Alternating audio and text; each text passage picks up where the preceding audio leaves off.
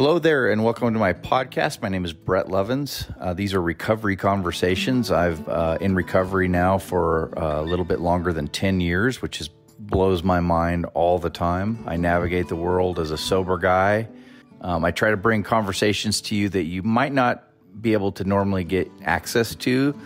You know, the problem with shame and stigma with this disease of substance use disorder and addiction, you know, a lot of times keeps people from accessing information. And so I'm attempting to bring you a variety of conversations that I hope you will find interesting and illuminative. Today, I would love to introduce you to my friend Mary Ozanic. We've been attending the same meeting weekly now for about 3 years, and I've learned so much from her. She's really philosophical. She's got a master's, and she also happens to refer to herself as a gutter drunk. So she rode her elevator down quite a ways. She has her bottom is what it is. And we talk about the concept of bottom as well. At the end of the podcast, I've asked Mary to read a poem that she submitted for Alcoholics Anonymous publication that I think is going to get printed, which is really cool. And I'll also put the text of the poem in the show notes. It's a poem she wrote. So we'll have that at the end. So rather than music and a closing at the end, there'll be a pause, and then we'll listen to Mary read her poem. One other thing to note, in this conversation, Mary talks about some stuff that's pretty rough from her story, and in particular, you know, suicide does show up as a concept and as a topic in this conversation. So for those of you that are going to be uncomfortable with that, I wanted to give you a heads up. Along with some of the heavy stuff that's in this conversation, to me, there's a lot of levity as well, because, you know, she's an amazing success story of riding the elevator very far down, and now she's just wonderful. So I hope you'll get a feel for, you know, for me, it's just a gratitude that I get to hang out with her, you know, once a week and learn from her. So here's Mary Ozanic, my friend, the gutter drunk, and we'll have our conversation. Here we go. So yeah, I'm gonna kind of kick it off, and we've had a little bit of back and forth about what we're going to be talking about with this podcast. What I try to do is I try to bring the audience different stories that are sometimes there's similarity, sometimes there's uniqueness. And Mary, you're one of the coolest, most unique people I've met in my time in recovery, and I've learned so much from you in our meetings together. So I anticipate this conversation going multiple ways, and that's great. But I think the launching place I'd love to propose that we kind of talked about is, I've heard you on multiple occasions refer to yourself as a gutter drunk, right? And I think I know what that means. But I think that there's people that are listening that would benefit from knowing where you were, and, you know, what it was like, and then kind of talk about where you are now. Does that sound like an interesting conversation? Sure. Okay. So when you say that, what do you mean by that you were a gutter drunk?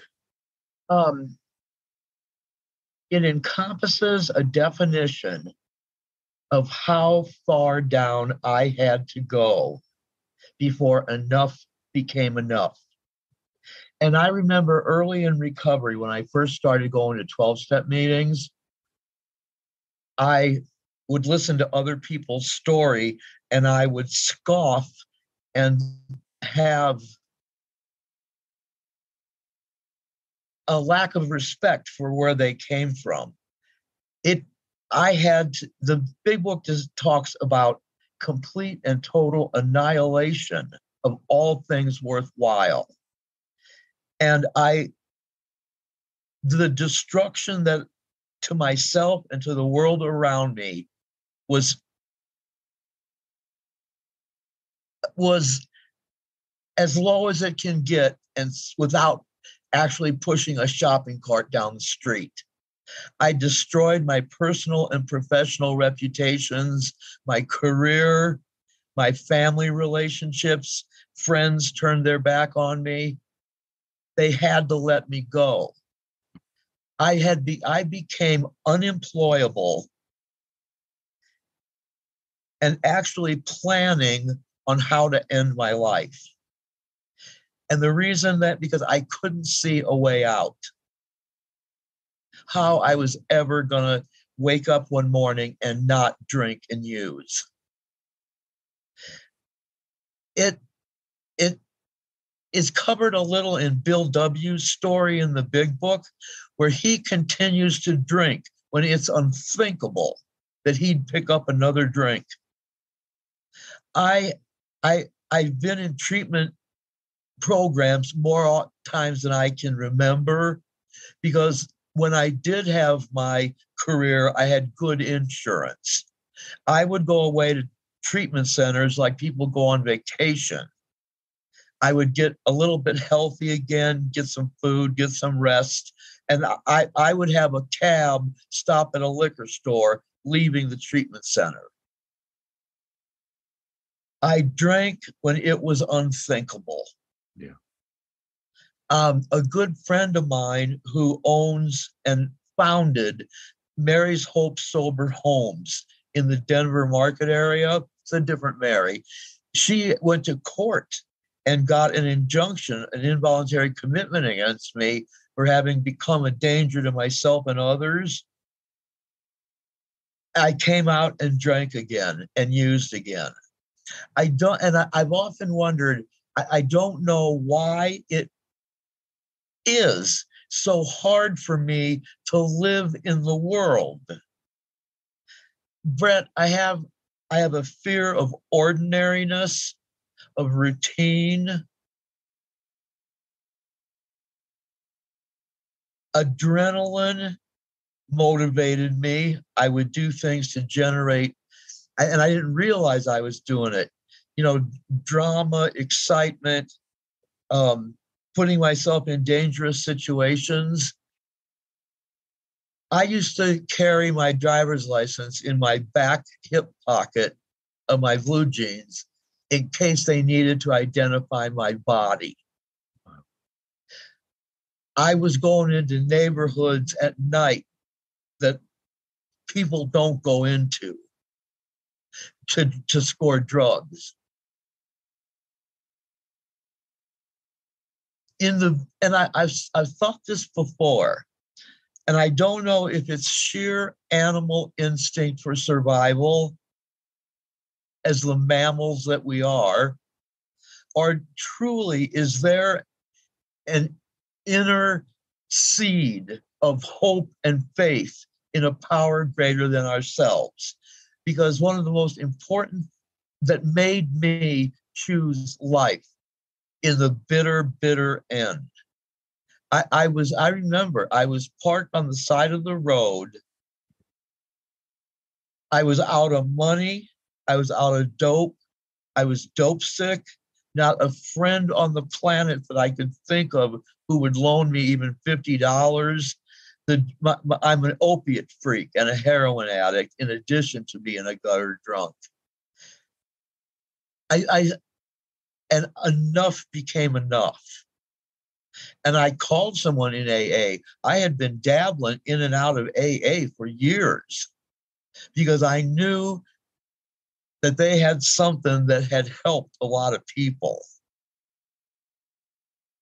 And I told them the truth. And I managed to get into a 2-month recovery program at Harmony Foundation up in Estes Park, Colorado. And it was back in the day. It's been 10 years since I've used opiates and about 8 for booze. But I pick up 1 coin. I don't juggle my dates. 1 coin in AA. And I didn't have a driver. I had no ID. And when I think back about when a gutter drunk to me is someone who is truly at the bottom of the abyss. And coming back, how to come back from that depth was a staggering and monumental task that I know was divinely inspired for me. And the Big Book talks about it. This is the summary of it. In how it works, page 58, are the ABCs.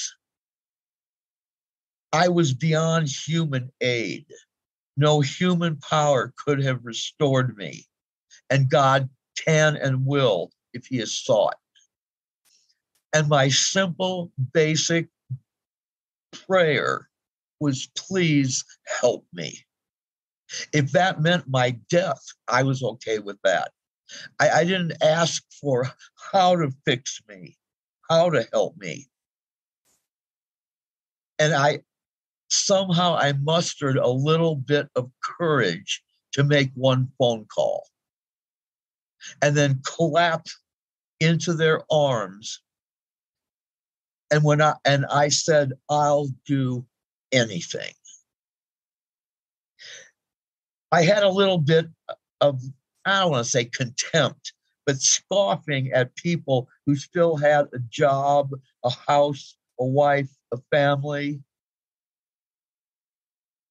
Their sickness and dire despair is theirs. And I don't discount that anymore. But I'm talking, I have a great relationship and compatibility with homeless people, the real dredges of society that you'll cross the street to not have to walk past them. Not showering, not eating, sitting in your own waste, unable to do anything about it, but drink again. So that's what a gutter drunk means to me. Someone who is truly hopeless, who, like the big book talks about, are doomed. Sealing my own fate, where you can no longer imagine life either with or without it. But like I know there's plenty of people who sobered up and got clean in their own basements, and that was enough becomes enough. And Janis Joplin once said, "You don't know when enough is enough until first you know what's too much." 5 DUIs. I had to do a year in jail, and I was unstoppable.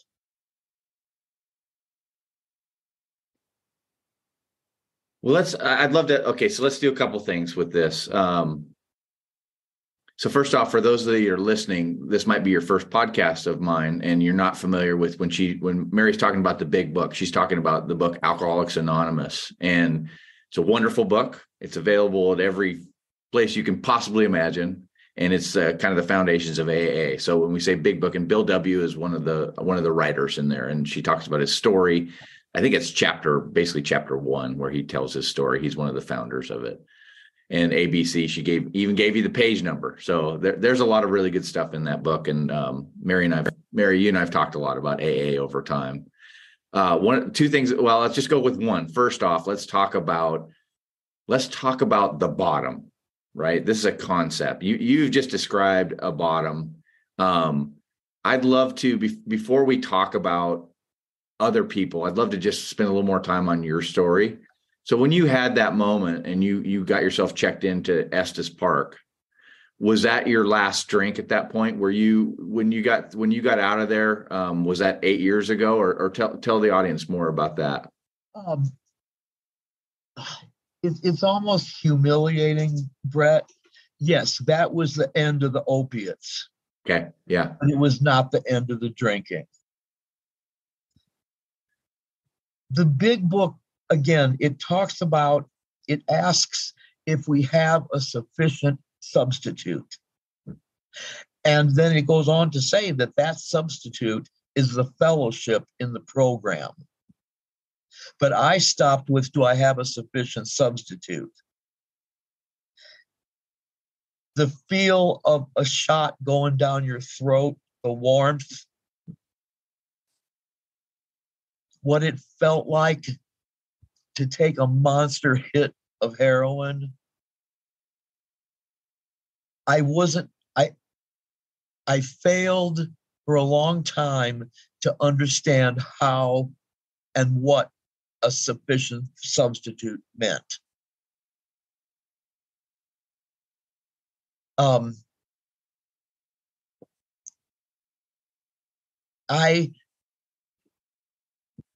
It took me quite a while to understand the nature of a relationship with a higher power that it talks about in several of the steps, the 12 steps.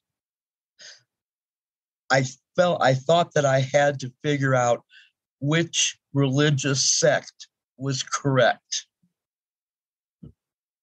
I think that something that aided my recovery is the courage and wherewithal to seek out social services. I know that it's hard to believe, but if let's say you don't have ID as an adult, you have to have a birth certificate and a social security card to get a state ID. You can't get a state ID without a social security card and a birth certificate. What people with very low bottoms, when you've lost all of that stuff, the road back is just unthinkably hard. And you know that there is a very high percentage of mental illness among addicts and alcoholics who are living on the street and don't have the ability or wherewithal where to even start seeking help. Denver, because it's a bigger city, I think, had some great resources. There was a church ministry that would help you sort through the nightmare of getting an ID. And then we have a Colorado Coalition for the Homeless, has a medical center for indigenous and indigent people. And they got me on antidepressants and anti-anxiety. And bit by bit, things started to come together. I took a little job at a Goodwill store because they hire people like me with colorful background checks. And something, like for a lot of people, their title means a lot. Their position in their career means a lot in their definition of who they are. And the fact that I had a cool job helped. I based my self-worth on that. And when I was working at Goodwill, I was on a vice presidency track and destroyed all of it. And then I ended up at a Goodwill store sorting hangers. And I would cry sobbing while I was sorting hangers because I just felt so ashamed of myself. But I attend a 12-step discussion group, and there was a musician in there, quite renowned in the industry, a guitar player, singer, songwriter, who made the statement that now he's a nobody and he's okay with that. I know you've heard me bring that up before in the past, but that statement helped me redefine how I saw my place in the world. And for when you were talking about that a second ago, I think we kind of breezed through it. It might have been confusing to the listener. What did you do before? So you were talking about people define themselves. So you talked about your job, but you were also talking about the job before. And I think it might have sounded like they were mixed up. Tell about the job before. I'm a secretary by trade who worked my way up in the industry to a vice presidency track. Can you go audio? I started as a secretary Great. for the general manager of a 25,000 seat arena, the Checkerdome in St. Louis. And from that point, we expanded our business into stadiums and co-producing shows. So my background was in marketing and event production in arenas and stadiums, and then 15 years director of marketing in horse racing. There was a time when I was one of only 4 women who held that position in horse racing nationally at predominant tracks. I was quoted in Sports Illustrated. I was on the radio a lot, television a lot. And when I suffered career burnout of monstrous proportion. I guess, like, in a way, Brett, if I could take the traits about myself that are good and honorable, I could probably make some serious world change. If I could only direct my focus in positive, healthy, wholesome ways. Well, it's positive, healthy, wholesome whenever we get together each week. I've heard quite a bit of your story, and some of it most of your story I've heard before, but some of it I hadn't. So, thanks for sharing it with me and the people that are listening. So I'd like to pivot now into the bottom. So I'd like to talk a little bit about, my story when I was trying to figure out if I had a problem. Like, I'm one of those guys you were talking about, right? I'm still, my bottom isn't the same as yours. And one of the things that I would do is I would find my way to a TV when I got Molly to bed, and I'd watch this show called Intervention. You ever seen that on TV? Yes, it was very difficult for me to watch. Yeah, and I would watch that show as sort of and if she came in the room, I would turn it right off. Like, it was like this kind of secretive thing that I did. And for the most part, I was looking at that to see that my bottom wasn't as bad, right? In most cases that I saw in that show or whatever. And to point out too, that I'm drinking heavily while I'm watching it, which is, but right. Yeah. So as I have some opinions about this concept of bottom. I'll tell you a little piece of my story, Mary. When I was still new to AA, I have a lot of these weird little clips of people that I think maybe they were well-meaning. I don't know. Maybe they were apparitions for all I know. But there was one guy who I heard, I knew that he had 5 years sobriety, which to me was like forever, right? Right. And he was I guess he was a former preacher, if I remember right. And I heard him say something to somebody at the meeting, and I felt like I wanted to ask him some questions about it. Basically, I heard him dress somebody down, is the way I remember hearing it. And I'm like 2 months sober. I'm still like, I don't know anything. Uh-huh. And so I approached him after the meeting, which was really hard for me to do, and asked him, to tell me more about what had happened there. And he asked me a question. He said, how long have you been sober? And I said, I've been sober, I think it was 2 months. And he said, have you hit your bottom yet? And I didn't know what to say to that. I didn't even know what that word meant necessarily. I was so hung up on words anyway. Uh-huh. And I said to him, and I'll leave his name out, although it's very tempting to say his name. I said, I don't know. And he said, well, you're going to drink again. And and here I am, scared to death to talk to anybody. And he said, if you don't know that you've hit your bottom, you're going to drink again. Well, I didn't. But that was to me a gift, because I think that well, I'll be interested to hear what you have to say about it, but this word often gets a position that I think can get in the way for people that Well, I'm starting to give an opinion. I'm going to go ahead and give my opinion. I think that word and that concept can get in the way of people getting off that elevator sooner, which some of us didn't, some of us haven't. But I have a bit of a hang up about that word. So I want to pass it over to you and play in that space if you're up for it.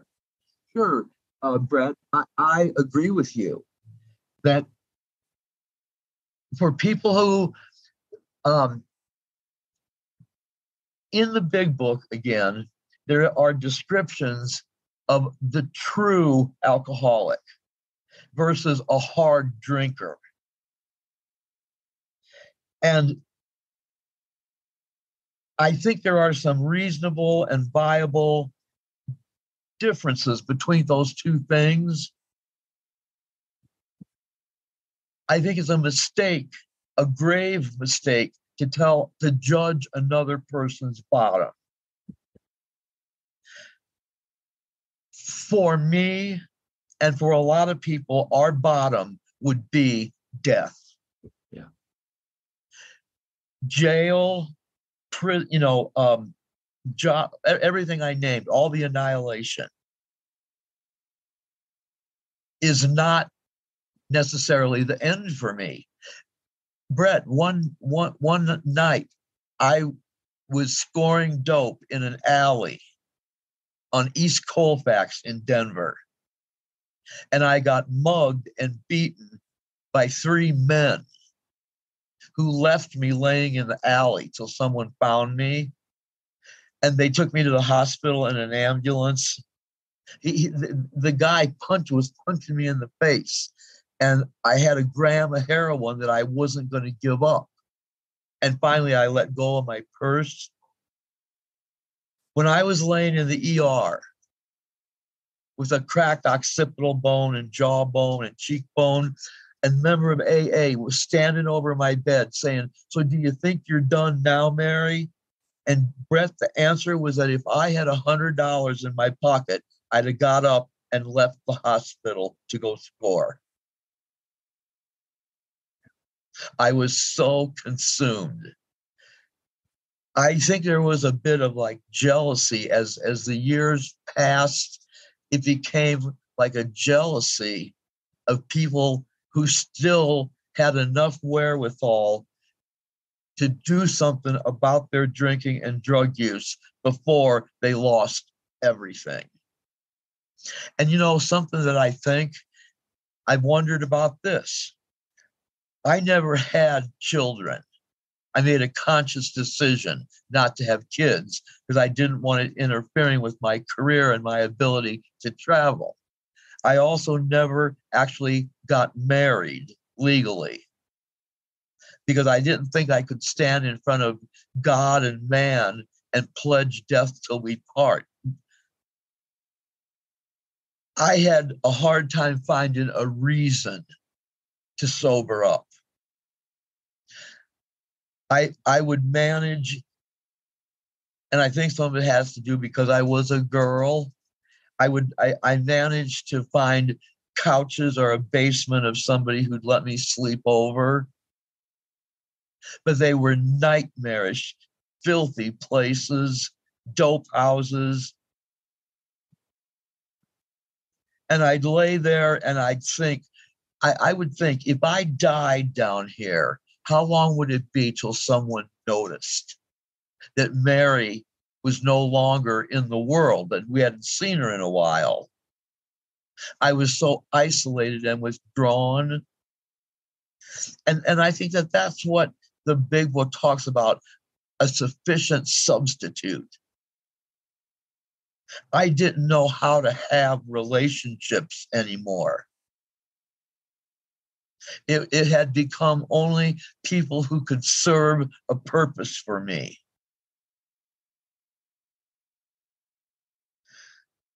So I don't know if that kind of helps. It does. Yeah, that's. And I'm not discounting, a heavy drinker can have some dire consequences. But there is a line where you get into full-blown alcoholism when you start seizures, and the Jellinek V curve of how alcoholism progresses to a bottom. And then recovery starts on the upswing of the V. That'd be an interesting thing for people to examine. It's called the Jellinek Curve, Gelnick. He was a social scientist and defined the progression and recovery of addiction. I'll put a link in the show notes for people that want to go and explore. Right. That. Yeah. Because it starts with beginning to stop eating. They say you can only go for a week without food and 3 days without water. That's not true.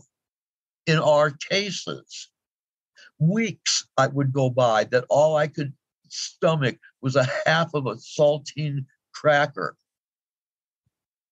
or I'd get sick. Yeah.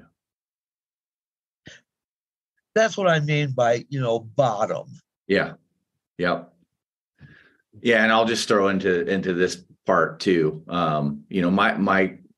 I said this at the beginning, and I'll say this probably in the pre-roll. I always do a little clip at the beginning. Mary, you've been one of the most insightful, intelligent people that I've had the pleasure of going to a regular meeting with. And if we would live in the same town, there's no doubt that I wouldn't go to wherever meeting you were, right? And we've shared a lot about our free thinking. You've turned me on to stoicism. You bring all kinds of very philosophical things to our meeting, and you're also not afraid to share things that are maybe contrary to what the prevailing thoughts, and that's always been attractive to me. That's the way I'm wired too. Uh-huh. So I'd like to start to move in the Jellinek. Is it Jellinek? Did I say that right? Yeah, Jellinek curve. Okay, so let's start moving into the Jellinek curve of your upswing now. You and I are sitting here talking. I'd like to propose that we take a second to talk about, one of the huge hangups in people not wanting to go to or not finding the fellowship, a word to me that means people around me that I can relate to that have this condition that I have, right? One of the big hangups about AA is the God thing, right? It's a word. It shows up all over the place, and it's a hangup.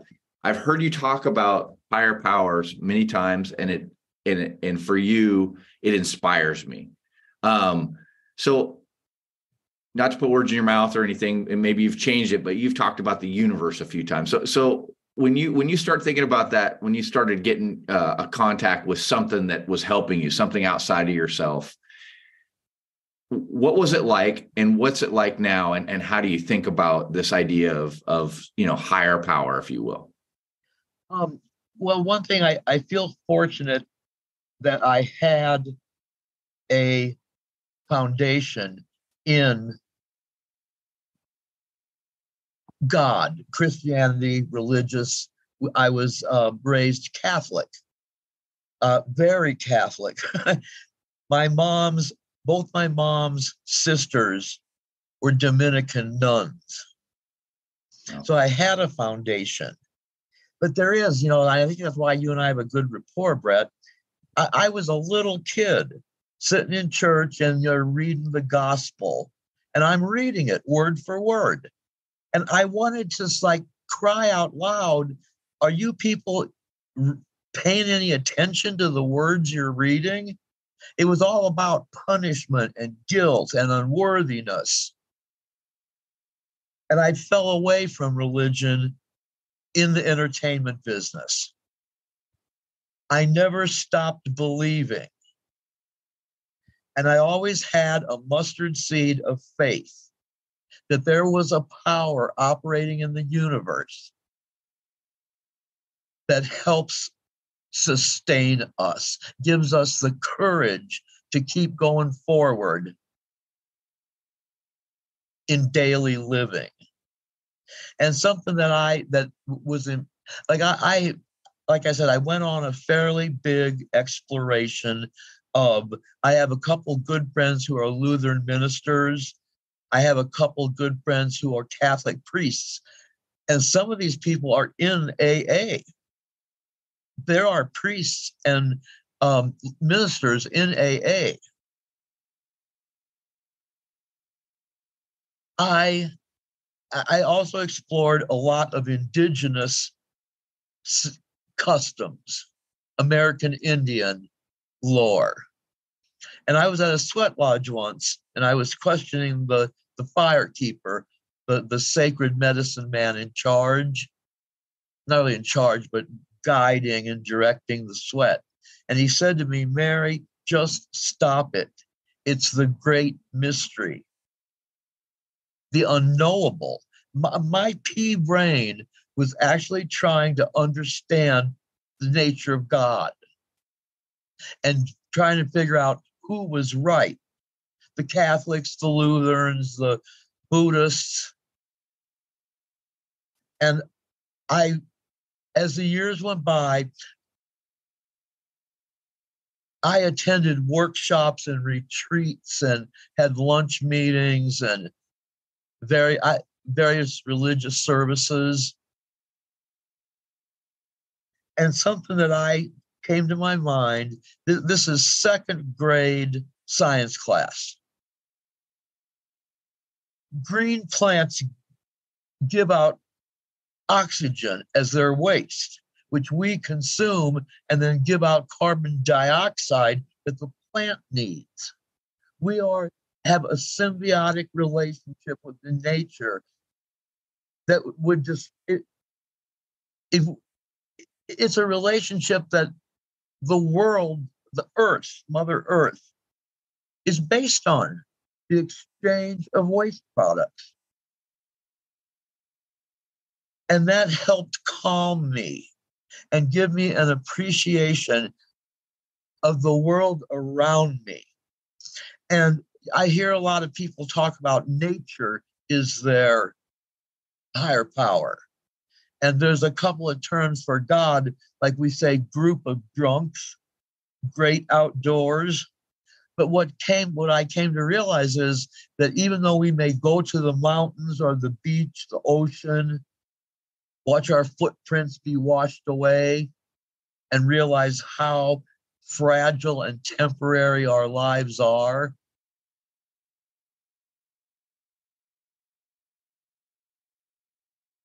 I came to appreciate life. And I started to understand what gratitude meant.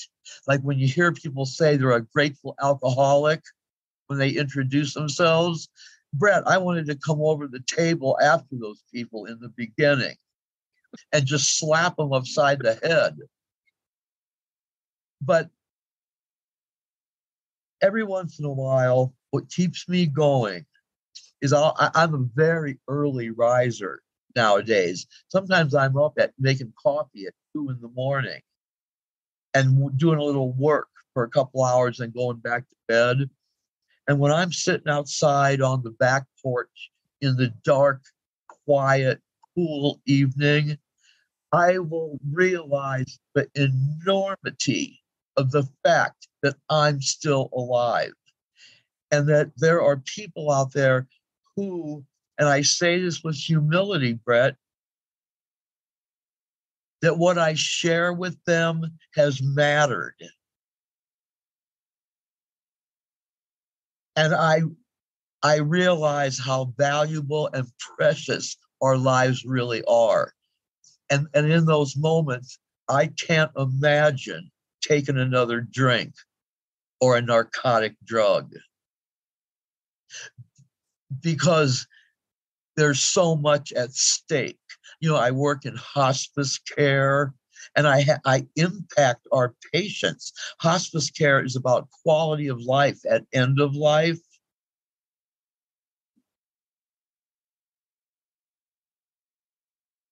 And, you know, like, for example, just last night, a good friend of ours who had 3 years, and we lived together in sober living at one time, I went and rescued her out of her house. She called me with a please help me cry. and we got her into the ER of a hospital. And from there, they put her into a detox center. She had lost her job. Her world is crumbling around her. Job loss. Her car got towed from parking in front of a no parking zone. Her husband moved out. And still, Brett, she thinks she wants a drink, that would help calm her nerves and eliminate the fear and worry and the ability to accept what you've done to your life. But now I think in recovery, I have choices. And sometimes, Brett, when I see a homeless woman with the shopping cart, I have had to pull over to the side of the road because I was crying so hard that I escaped. And, like they may think my bottom wasn't low enough, because there's an old saying that back in the 30s and 40s when AA was first getting started, if you still had a wristwatch, they thought you weren't done yet because you hadn't pawned it. And there's a lot of other things. I was evicted from an apartment once, and I was so drunk. They gave me 30-day notice that I had to get out because I was unemployable, not working, not paying rent. And the sheriff's department came with a crew of people, and they emptied my belongings into the street. I lost my most favorite, irreplaceable black and white photograph of my dad on horseback bear hunting in British Columbia. He left my mom in the hospital and went bear hunting. There are people who have lost their parents' ashes in foreclosures. The 100 little things that fell apart around us. That's some of what the bottom is. Yeah. Pawning. I pawned a diamond ring that my grandmother left me in her will. Yeah. So let's move to the close here with something that you just teed off on, something that always resonates with me when we've had our meetings.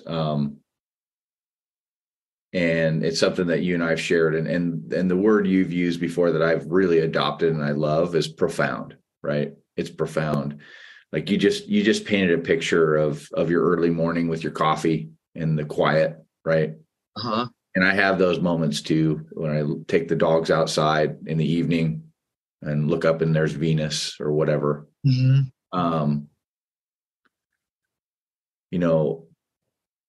When I think about recovery and this idea that I'm a sober person and stuff, sometimes I'll get so wrapped up in all the 100 things or just the minutia of all kinds of things. And I'll forget to just stop and notice. And that's something that I've heard you share. You shared one time at a meeting about stopping and sitting next to a tree. Yeah. Just now you shared about, that moment where you see somebody and you have that overwhelming human feeling of empathy for somebody. Uh-huh. Those moments are, to me at least, those are about being human. And I'm going to use the word recovery, which is a word I hated, right? To notice and to have those moments. I'm not much of a religious person, but if we're going to talk about the word spiritual, I don't know, that's as close as I can get in my understanding. So yeah, why don't you share some thoughts around that as well, Mary? For me, ritual is important. And what people will found, when you're consumed day and night with addiction and drug and alcohol abuse, when you sober up, it's amazing how much time you have on your hands. Totally. Yep. I'm up at 4 a.m. sometimes doing some work. I earned my master's degree at the age of 62. There's so much time to fill that and one at Harmony, when I was up at Harmony those 2 months, one of the counselors did a session on finding your passion, some reason to get up in the morning, some reason, a purpose. And one of the promises in the big book is that we will not regret the past nor wish to close the door on it. We will see how our experience can benefit others. And so I enjoy going to treatment center meetings. It's a complicated process to get approved to go take meetings into a jail or prison, but I'm working on getting approved for that.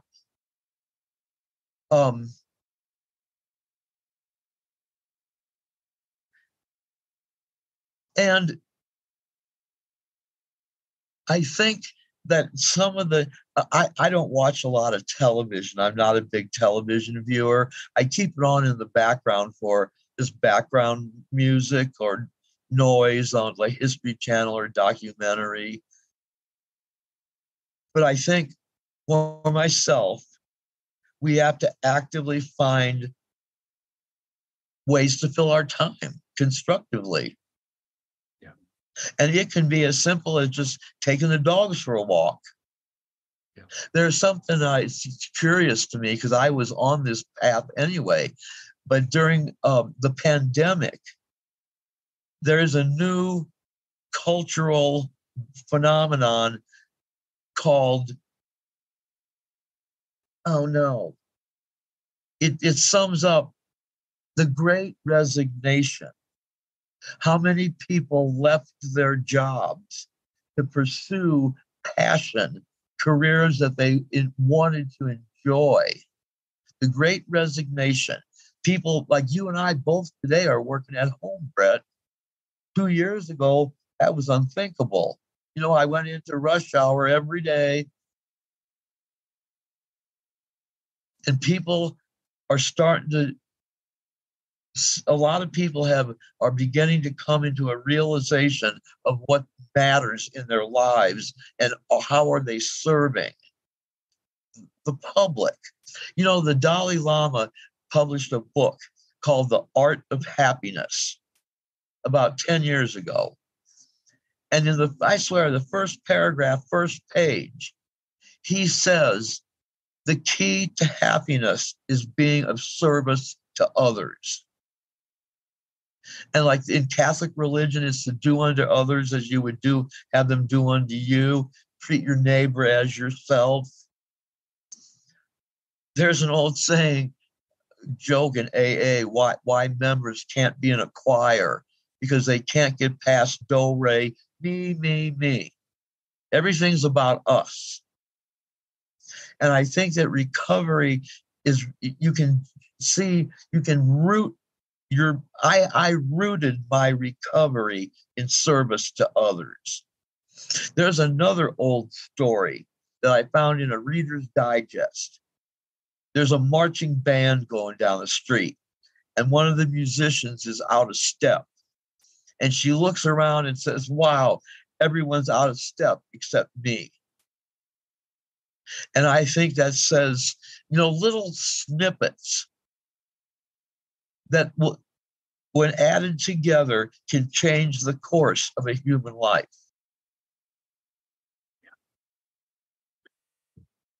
Well, this is a great place to stop, Mary.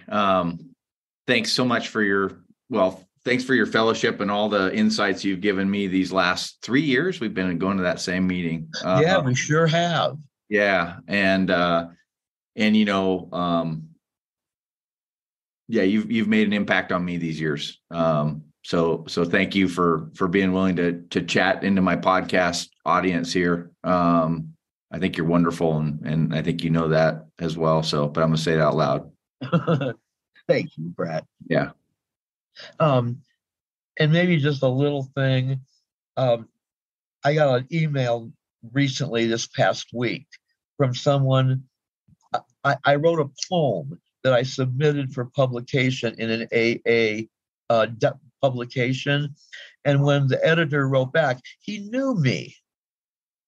And he said, "You will forever be my recovery hero."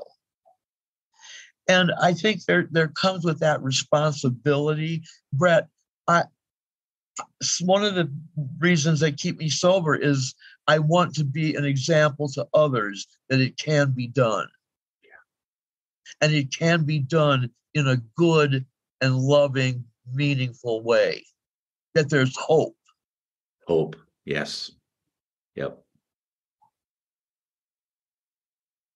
Going down low. Nature's fare was bountiful, and I drank more than my share, going down lower and lower into the devil's lair. Blues became grays and greens turned to black. Dear God, stop me, seems there's no turning back. I'm going down low, faster and faster. The plentiful harvest has become my master. Once there was energy and vitality true, days now have become melancholic and blue. Deserts are barren, the oceans run dry, flora and fauna I now just pass by. Forests are blazing and grasslands are ruined. Awake in the night, I fear I am doomed. I built a foundation on shifting sand. Music no longer did I hear from the band. I'm going down low, not much seems to matter. I stood by and watched and heard my soul shatter. I'm going down low, it can't get much worse. My pockets are empty and so is my purse. I see your backs turning, my family and friends. I used up your love, but still mercy God sends.